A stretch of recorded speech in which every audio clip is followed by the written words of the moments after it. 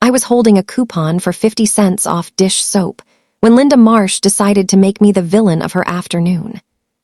That's how fast it happens.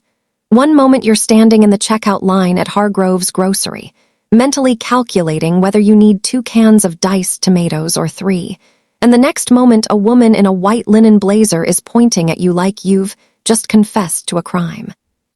"Excuse me," she said, loud enough that the cashier, a teenager named Derek with a constellation of acne on his chin, looked up from the register.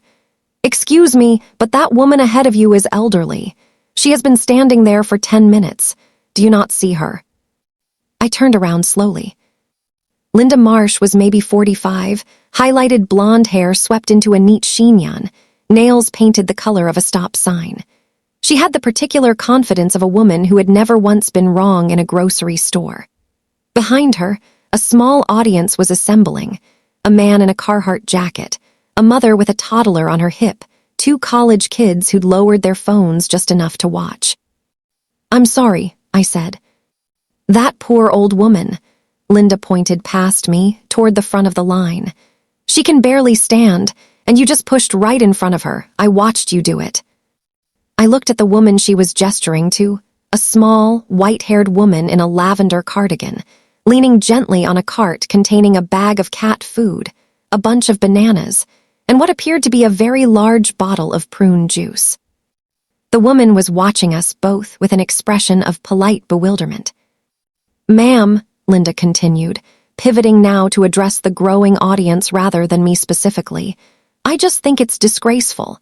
I really do. This kind of thing, pushing ahead of senior citizens, acting like they're invisible, it's everything that's wrong with." "Linda."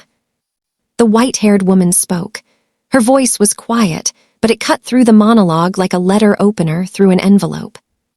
Linda blinked. "I'm sorry. My name is Alina Voss." The old woman folded her hands on the handle of her cart. "And she didn't cut in front of me. She's been in front of me since the bread aisle. I know this because I've been following her cart for the last 10 minutes trying to figure out what brand of olive oil she uses." The Carhartt man made a sound that was definitely a suppressed laugh. Linda faltered, "but I saw." "You saw what you decided to see," Alina said pleasantly, "which is a very different thing." And that should have been the end of it. A small, clean correction. The kind of thing that gets forgotten by Tuesday. Linda would have been embarrassed, perhaps apologized, perhaps not, and we all would have shuffled forward in line and gone home to our separate lives. Except I recognized Linda Marsh. And Linda Marsh, I realized with a slow, cold certainty, had absolutely no idea who I was. We had met 11 years ago, though met is a generous word for what happened. I was 26. I had just moved to Crestfield, new job, new city, knowing almost no one. I'd taken an apartment on Birch Street, a 3rd-floor walk-up above a dry cleaner, and I was trying very hard to build something from scratch, the way you do when you're young and stubborn, and have approximately $400 in your checking account after the deposit. My neighbor across the hall was a woman named Diane. Diane was kind, funny, always had coffee on, and had introduced me to exactly 3 people in the building.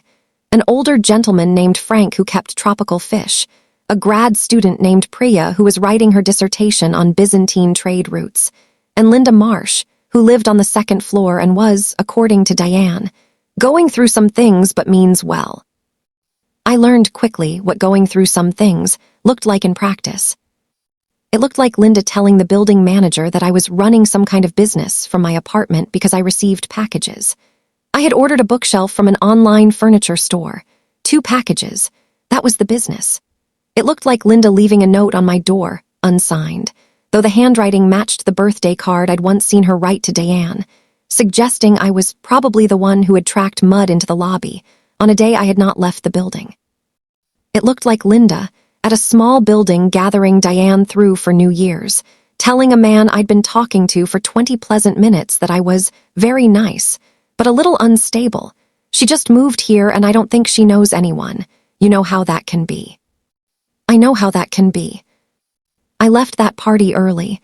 I went upstairs and I sat on my second-hand couch and I thought about how a person can be dismantled so quietly. No confrontation, no raised voices, just a word here, a suggestion there.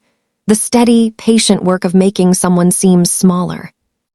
I moved out 8 months later. I told myself it was for better light. "I owe you an apology," Linda said. I had not expected that. I was loading my groceries onto the belt. The olive oil Alina had asked about Partana, cold-pressed, the one with the orange label, the tomatoes, the dish soap, and Linda had stepped forward, leaving a careful distance between us, the way you approach a dog you're not sure about. "I jumped to a conclusion," she said. "That wasn't fair." "No," I agreed. "It wasn't." She nodded, absorbing this. She had the look of a woman performing sincerity so frequently that she could no longer locate the original. I feel strongly about how we treat the elderly. My mother had a very hard time near the end, and I suppose I'm." "Linda," I said.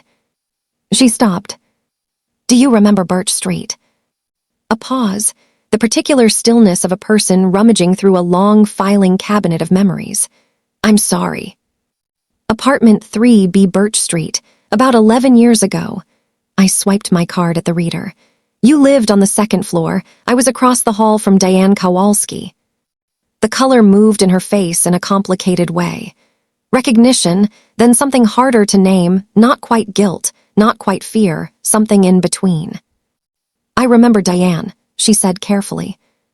"You told a man at her New Year's party that I was unstable." I picked up my bags. I kept my voice level, the same voice I use in conference rooms when I'm delivering findings I know will be uncomfortable. "You reported me to the building manager for receiving packages. You left unsigned notes on my door." The Carhart man had not moved. Neither had the mother with the toddler. Derek, the cashier, was very carefully not looking at either of us, which meant he was listening extremely hard. Linda opened her mouth, closed it. "I'm not telling you this to embarrass you," I said, though I will admit that was not entirely true. "I'm telling you because you just stood in a grocery store and performed a very passionate speech about how people treat others.